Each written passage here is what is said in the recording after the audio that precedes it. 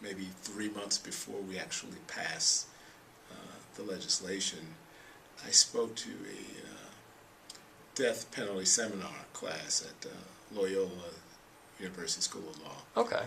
And that was being taught by Dick Devine, former Cook County State's Attorney. Okay. And he would invite me out every year to speak on my views on death penalty, which were different than his. Okay. And so I answered questions. I explained my moral stance, and then I explained the flaws in the system, and I explained about the costs, and then the last question I got was whether I believed that we would abolish the death penalty anytime soon in the state of Illinois. Really? To which I answered, no, are you kidding? Not in this political environment. Illinois, as you know, we're handing out the death penalty like candy in this state. When I was arrested, charged, and convicted wrongly in '87, I was only one of, I believe around 115 at the time in '87. But what we knew was that not everybody was going to vote for or against the bill for abolition of the death penalty. Okay. For the same reasons. Right. So there were those who were, devout Catholics, and we knew that, if we could have their priests, the nuns from their districts, people from their parishes appeal to them. Just on the moral grounds of it is wrong to take a life. That's a good strategy for that. Right. There were others who were concerned about, or always focused on the fiscal impact and the fiscal circumstances within the state. And we all know that the state of Illinois has had some challenging ones. So that was compelling. For some, it was the mistakes. That there were some who actually believed that death was an appropriate penalty for certain crimes, but knew that we were doing an awful job of getting it right. Okay. There were too many instances of mistakes. The wrongful convictions. Wrongful convictions that came about in some cases as a result of torture or mishandling of evidence, of not having access to DNA and things of that nature. Okay. That because of these imperfections, unless you're certain you can get it right, you ought not be telling that medically trained person to inject somebody with a serum that's going to suck the life out of them. Okay.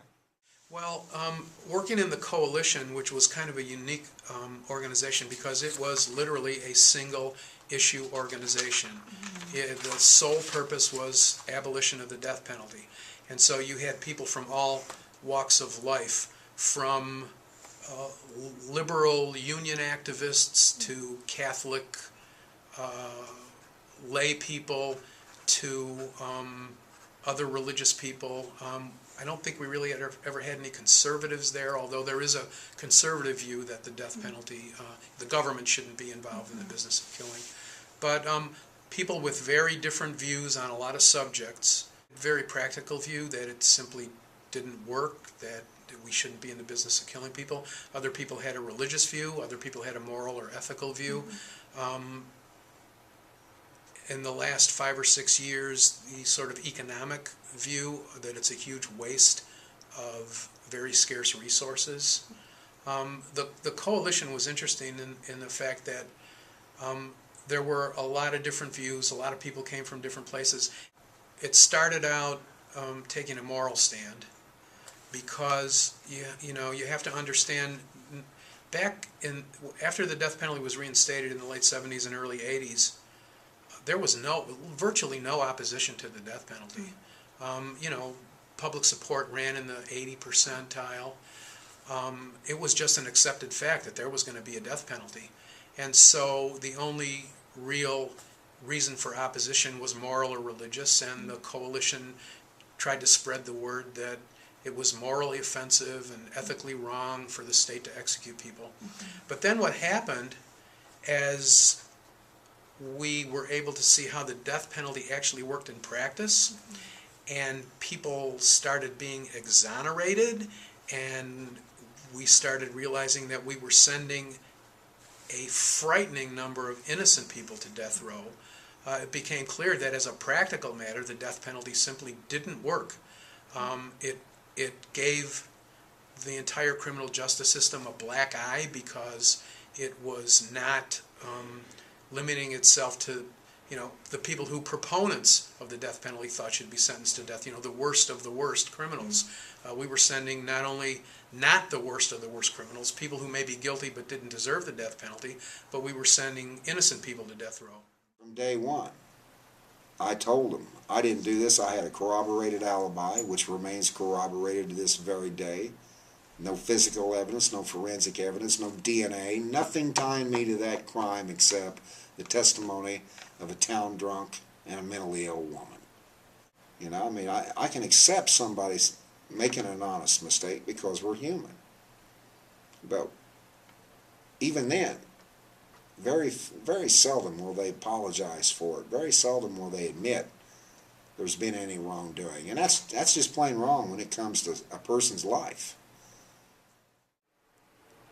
Even in the cases where we falsely accuse folks, the underlying crimes were heinous crimes. Yes. So it's not necessarily about whether the crime is heinous. It's about whether the person being held accountable for it is truly the person. It's a question of whether we can say we are perfect enough to have confidence that we can administer the death penalty. Okay. And I don't think we have or ever will reach that level of perfection. Okay. The strategy of the coalition moved from religious and moral to practical, and then on to economic in the last few years, which probably tipped the balance. I think that generally the death penalty is, the support for it is a mile wide and an inch thick, because people don't understand that it's cheaper to give somebody life without parole than it is to try to execute them. They spent over $3.5 million in 12 years trying to strap me to the gurney, when I could have done a 40-year sentence for $500,000. It's big. Jeremy Schrader and members from the Illinois Coalition Against the Death Penalty had been aggressively at work within the districts, and they had taken a home district influence approach to getting every vote. Okay. And it was a lot more scientific than perhaps the movement had been in the past, where in the past there might have been more of an effort to just convince everybody the same way. Gotcha. And I think that was a huge part of the difference between this effort and efforts in the past, that the coalition realized you had to approach people from different angles, and so you had victim advocates being people who had lost family members to murder, advocating for abolition. And you had people like Randy Steidle, the exonerated, Of course. talking about their experiences, and this was powerful to have all these the variety of voices lent to this, and then it gained a momentum to where people felt liberated to say, okay, I'm going to speak out and let people know that I am also against the death penalty. And I just want to commend the General Assembly of the state of Illinois and all the many, many hard working people that put a lot of time and effort in this abolition movement. I was just a spoke in the wheel, and I was very honored to be able to help see this movement accomplished in Illinois. And we no longer have this barbaric system on the books, but there's a lot of good people that worked countless hours to achieve that, and I was just proud to play a small part in it.